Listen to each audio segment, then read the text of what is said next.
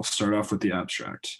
For those deciding whether to obtain advanced education following high school, the benefits of graduating from college are significant. Those who attend college typically land higher paying jobs than high school graduates and expand their general knowledge base by being exposed to new ideas and new people. In recent years, however, the cost associated with college has skyrocketed significantly. According to some estimates, the cost of college has increased by over 169% from 1980 to today. This report seeks to visualize the costs and benefits associated with attending college by gathering recent data to display using Tableau. We will examine the costs of attending public and private institutions, how scholarships affect academic performance, and pay ranges for different major groups. We will explore other factors as well, such as the education level of a student's parents and how living conditions affect cumulative grade point average. These visuals will be displayed in an easily sortable manner and will appear on a pair of dashboards with an accompanying storyboard. By comparing today's cost of college attendance to potential students, we hope to educate students about one of the most important investments they will make in their life. Through our various charts, they will gain a holistic understanding of upfront and long-term effects and will hopefully make more educated decisions because of it. Okay, guys, so a quick introduction about our project. Most can agree that paying for college, including room, board, tuition, and fees, represents an investment in oneself and hope to earn a higher salary and a more successful career path down in the future. And then our argument is that the college degree should be pursued and is worth the investment. And some of the factors that we look into in terms of examining this include college attendance rates, cost of attendance over the year, and depending on the degree type and level of degree pursued, scholarship intervention assistance, living arrangements, parent qualifications and support, and extracurricular effects on successful transition from college to post-school work and those across the United States. So the first chart we're going to look at represents the rising cost of a four-year public college, starting from 1980s to 1990s and going to the 2019. So inflation does account for some of these rising costs, but the bulk of it is going to come just from the demand that jobs seek and the skills that college students are exposed to in their 4 years and their opportunity to pursue a career after on. One change we can make to this graph would be potentially converting it into a line graph and then conducting a line of best fit. This would not only allow us to maybe more clearly see the change, but also forecast future years and its cost in public school. And once again, a note, this represents the cost of just 1 year of attendance. So you'd multiply each value by 4 in order to get the complete college cost. This following graph is very similar to the first in terms that it accounts for the cost of attendance from the 1990s to 2019, except this graph reflects private colleges. One quick change to note is that the value is roughly double, which shows that, the private four-year colleges are not readily available or affordable by most of the United States population. Another way a line of best fit can help us here is we could directly compare the ratio of an expected cost for public college in a given year compared to the expected cost for private college, as well as forecast future rates. And now we're going to talk about some other relationships. Okay, and here's our first dashboard to display kind of the evenness between public and private institution rising costs. So we implemented a feature here that allows you to single out whichever year you're looking at so that you can tell across both public and private institutions how much the cost associated has changed each year. All right, so looking at salaries post-college, we wanted to focus on not only just the salary, but the salary growth from your beginning salary to your mid-career salary and the differences between those. And looking at this chart, you can see the Ivy League schools that are leading in there, followed by engineering and liberal arts shortly behind. But we also wanted to add some color into there to focus on not only a high growth potential, but a high starting value as well. So you see Ivy League and engineering in green kind of singled out there, where they're not only high growth potential college types or school types, but they also carry that high starting salary as well. Looking at expected GPA by scholarship level. So as we talked about with the rising costs, scholarships are increasingly more important. And these show the impact that they have on GPA, that as the scholarship increases from none to a completely full scholarship, we see that cumulative GPA continue to rise. The expected GPA of the student continue to rise as their education is continued to be paid for, reducing the need to work through school and some other factors in there as well. Continuing to look at that, we kind of touched on extracurriculars a little earlier on, but looking at the impact they have on your collegiate success, we know they have impact on your life skills and your ready skills after you leave college, but do they have an impact on your GPA while you are in school?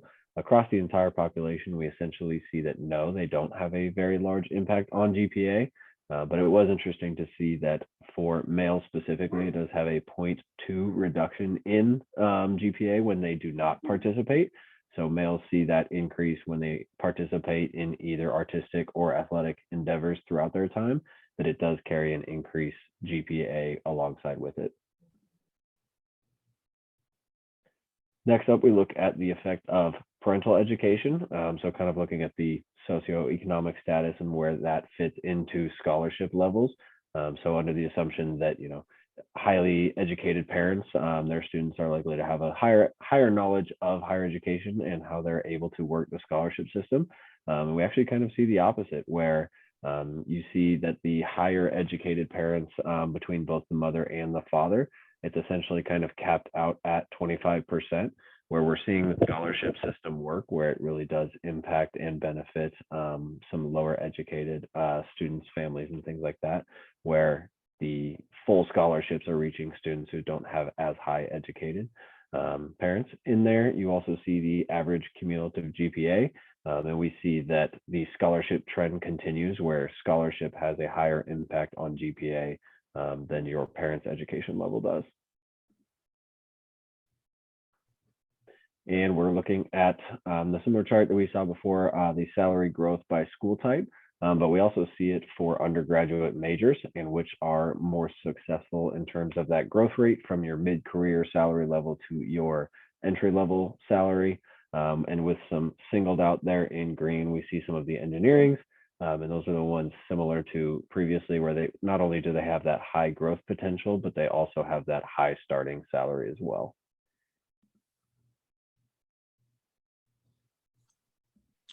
All right, so this is a map depicting the states that on average have lower returns on investment when compared to higher returns on investment. Those states are shown there in green. So with this map, there are some limiting factors that we wanted to address. So one being that red may not necessarily be bad. It's more of a relative term. So Hawaii, I think was the lowest, being 142,000, which on average is, a pretty good return on investment. But relative to other states like Arizona, where it's at 453,000, it is somewhat of a poor return on investment. In addition, going back to the map, we wanted to really highlight the fact that the regions in red are having bad returns on investment. So like the Northwest and the Southeast regions, that's what we really wanted to highlight with the red and green color palette. So now moving on to the scatter plot. So we also wanted to see the relationship between the average 4-year tuition cost for each major and the average lifetime return on investment for the corresponding major. So shown in the scatter plot are obviously majors, which are color-coded and grouped to better highlight the distribution for each major. So we can click on any major to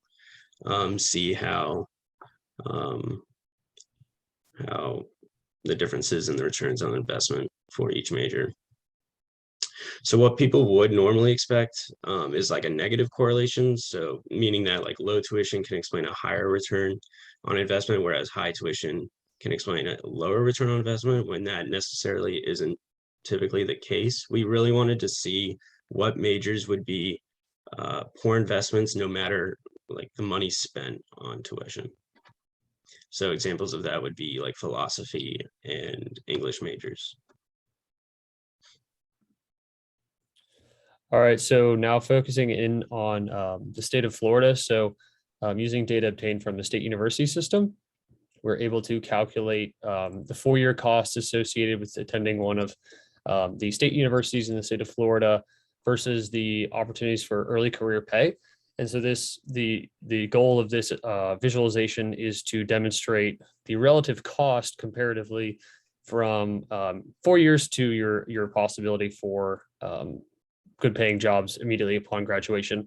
An important note here is that each of these universities has been scaled. So on the left for Florida Atlantic University, for example, they are the most expensive 4-year cost. So they are given a value of 1. And then the least expensive is Florida Gulf Coast. So they receive a value of 0. And then that value then changes for the early career pay. So the University of Florida has the highest career pay, and we receive a value of 1 versus the University of West Florida, which receives a value of 0, to kind of demonstrate the variability amongst all of these. Continuing on, we look toward the income potential broken out by major groups across all state university system universities. So the blanks here are if that university does not offer that program. And then these are the median salaries. We included the functionality in here to sort by major group and also by the 25th, 75th, and then median percentiles, and also institutions. Okay, continuing on to our storyboard. So first up, we are looking at all institutions. So this is the system for a state university system. We're looking at the 25th median and 75th percentiles for all institutions and all major groups in the state of Florida. And doing this, we also added the color palette on here to visualize using pre-attentive attributes. The higher salaries in green, lower salaries in red. And then switching to our second part of the storyboard, we're now filtering down to certain universities. So Florida State, University of Central Florida, and then University of Florida. And this is just more so showing the functionality of this tool. And then lastly, we are showing the comparison of the 75th percentile salaries. So we've edited the filters over here on the right for specific major groups. So business and then also engineering at FSU, UCF, and UF. And we see through this that at UF in engineering, the highest salary for the 3 colleges, $80,000 is the best that you can do in the state of Florida. And that concludes our storyboard. And now we're going to shift to discussing limitations and further work. So looking at some of our data limitations, first off, when evaluating student success and kind of the impact of college, as we look at ROI and the impact it has after that, the only real predictor we had for student success was GPA, whether it be cumulative or predicted GPA, which we know, as we all know, is not the ultimate predictor of whether a student will be successful, both in their time in college and after. So that did limit our ability to assess the impact on some of those things. Additionally, when looking at the variety of data, we've got over 4,000 accredited institutions in the United States alone. So finding data that encompasses all of those, both in terms of salary, school impact on its students. Typically, by the time that data becomes public or becomes readily available, job markets, things have changed in that regard. So that can make the data potentially obsolete depending on the job market or whichever area you are looking at.